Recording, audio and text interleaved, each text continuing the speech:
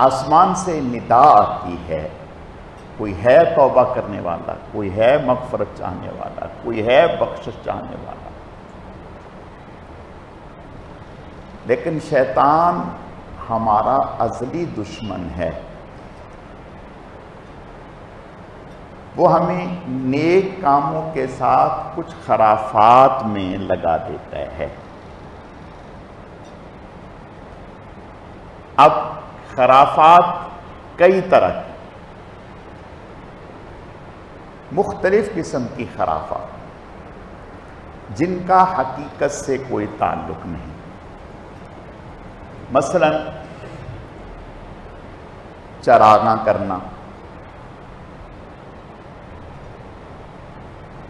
یاد رکھیں، ایک ہے آپ گھر میں عموماً جو لائٹیں جلاتے ہیں یا مسجد میں جو اکثر لائٹیں جلتی ہیں وہ جل رہی ہیں، ٹھیک ہے۔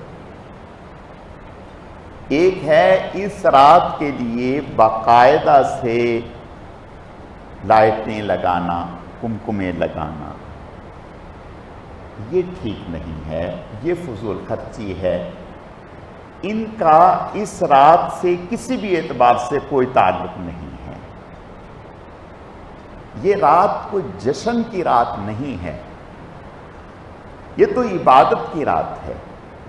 عبادت میں اور جشن میں فرق ہوتا ہے۔